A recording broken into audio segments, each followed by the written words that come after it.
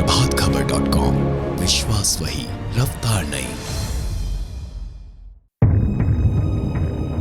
नमस्कार, आप देख रहे हैं प्रभात खबर। 15 जून की देर रात लद्दाख सीमा पर गलवान घाटी में चीनी सैनिकों के साथ हिंसक झड़प में भारत के 20 सैनिक शहीद हो गए। सामरिक तरीके से भारत इसका बदला कैसे लेगा, इस बात का खुलासा तो नहीं किया गया है, लेकिन भारत ने आर्थिक मोर्चे पर चीन को धूल चटाने की तैयारियां कर ली। केंद्र सरकार ने संचार विभाग और सरकारी टेलीकॉम कंपनियों BSNL तथा MTNL को जरूरी निर्देश दिए हैं। केंद्र सरकार ने कहा है कि कंपनियां 4G की सुविधा के लिए चीनी उपकरणों के इस्तेमाल पर रोक लगाएं। सरकार ने इस बारे में सभी टेंडर्स को खत्म करने के आदेश दे दिए हैं। जानकारी के मुताबिक नए टेंडर्स निकालने की प्रक्रिया जल्द शुरू की जाएगी। टेलीकॉम मंत्रालय के सूत्रों के मुताबिक संचार विभाग मोबाइल सेवा के क्षेत्र में भी चीन पर निर्भरता को कम करने की दिशा में गंभीरता से विचार कर रहा है। इसलिए टेलीकॉम क्षेत्र की निजी कंपनियों को भी चीनी कंपनियों द्वारा बनाए गए उत्पादों पर अपनी निर्भरता को कम करने के लिए कहा गया है।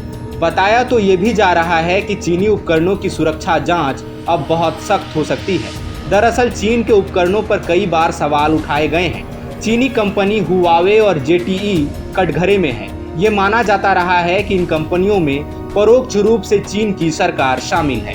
भारत की जितनी भी बड़ी मोबाइल इंटरनेट कंपनियां हैं, उसमें चीन का बहुत बड़ा निवेश है।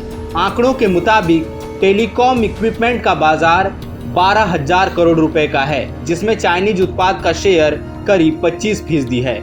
इस क्षेत्र से जुड़े लोगों का कहना है कि अगर भारतीय कंपनियां चीन छोड़कर दूसरे देशों से आयात करती है तो लागत 15% तक बढ़ जाएगी। लेकिन अब जब सरकार ने आगाह किया है तो फिर कंपनियों को इसे गंभीरता से लेना होगा।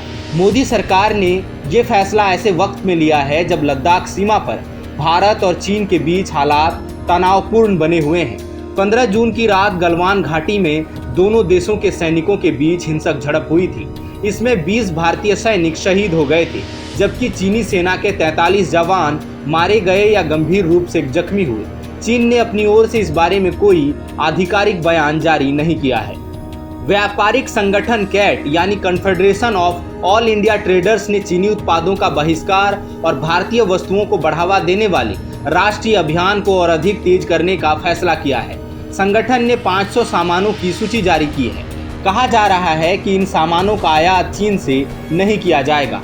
कैट ने सरकार से चीनी कंपनियों को दिए गए ठेकों को तुरंत रद्द करने और भारतीय स्टार्टअप में चीनी कंपनियों द्वारा निवेश को वापस करने के नियमों को बनाने जैसे कुछ तत्काल कदम उठाने का भी आग्रह किया था। इस रिपोर्ट में फिलहाल इतना ही। झारखंड और बिहार समेत देश दुनिया की बाकी खबरों के लिए बने रहिए प्रभात खबर के साथ। धन्यवाद। प्रभातखबर.com, विश्वास वही, रफ्तार नहीं।